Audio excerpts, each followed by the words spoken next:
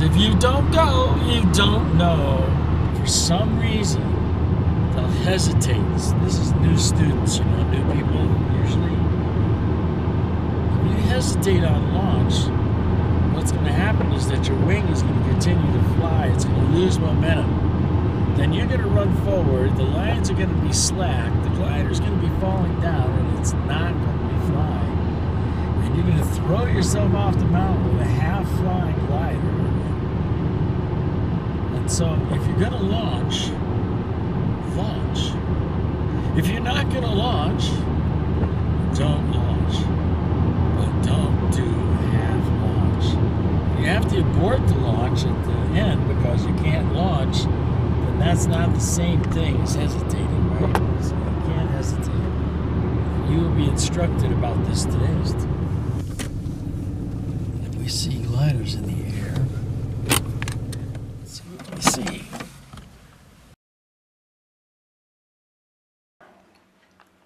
You never know quite the conditions you're going to be launching into. You better not have things really down rote because life ain't like that.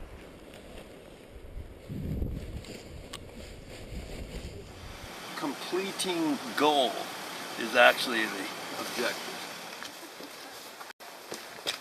Hello. Hello.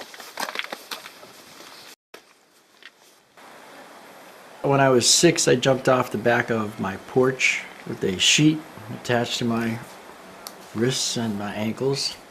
Didn't hurt myself real bad when I landed, but it wasn't a good landing. It was on concrete.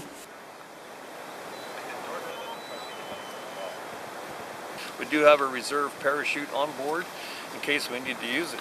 By signing this, this gives you a third-party liability insurance also. So if we should land down there and maybe on someone's hood of their car or something, you know, we're covered. You're covered. The FAA, for your protection, does not certify this glider to be an aircraft. And it does not certify it for tandem flights, but the manufacturer does certify it. You assume all risk. You realize this is a dangerous sport. Today's the 13th. And here you go, sir. It's your 30-day membership. You're a P1. The first time I got off the ground was behind a kite when I was 11, and I built a kite with a double sheet, and it was a huge kite with rope, 1x2s, and I actually got off the ground underneath this kite. That was exciting. We got a little storm cell coming in. You can feel the wind has picked up a little bit, and it's got a little gusty, and more moisture has came in, so that's associated with a prefrontal conditions, and it gets very difficult to get down. It generates a whole lot of lift. It took me a long time to learn how to fly. I'm not a natural pilot, but I love it.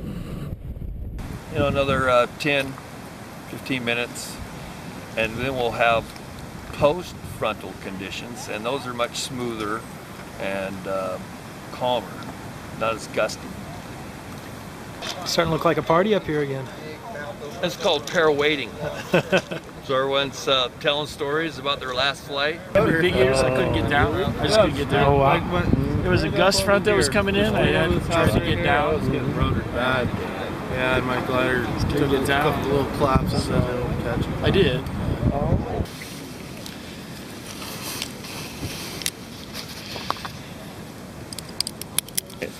How's it feel? It's good.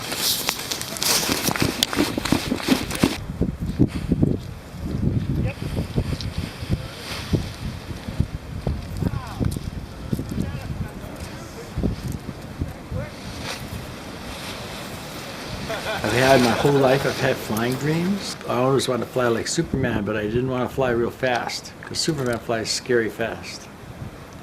Well, the paragliding was the speed I wanted to go. I learned how to fly airplanes. After I figured it out, it was like driving a truck. It's not what I wanted. I wanted to be free as a bird. I didn't want to have to be talking to any tower about this or that or flying any expensive piece of equipment. I just want to fly like a bird. And I think that the pilots that I fly with, I think probably the most impressive thing is that 2 weeks, like 2 weeks ago, I landed in some trees and 8 superheroes come running down the hill. It's my pilot buddies. Each and every one of them is this superhero just waiting for some need to come up. They took charge. I didn't have to do a thing. People had saws for cutting down trees and delimbers and all this stuff. And each and every one of them was right there. And I would be right there if the same situation, in fact, the same situation did happen. It happened about 45 minutes later, and I was one of the first down the hill to help this other guy out. So it sounds like we land in trees a lot. We don't land in trees a lot. But sometimes conditions are such that there are multiple tree landings at one time. Here's your helmet. You better get a flight in.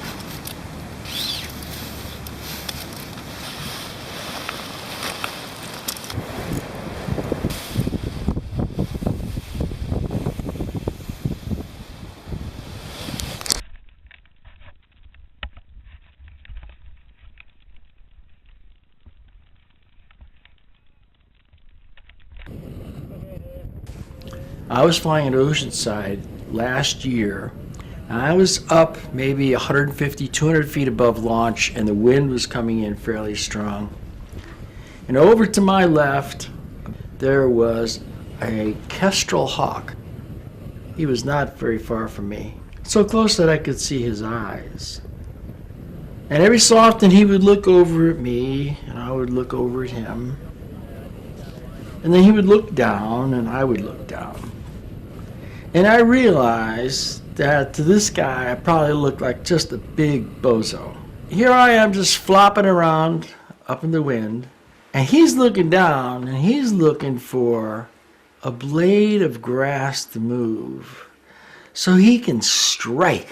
He's not having fun. He's working for a living. Hanging next to that kestrel hawk, I just realized how very, very privileged I was to be in the air, and that I didn't belong there, and I had no business there, but that this time around, for whatever reason, I was blessed with this ability to actually actualize this idea of flight, to actually do flight, to actually fly. I can fly.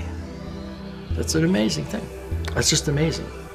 Well, while bicycles are amazing, they're not amazing like flight is. Flight is just really, truly, truly amazing.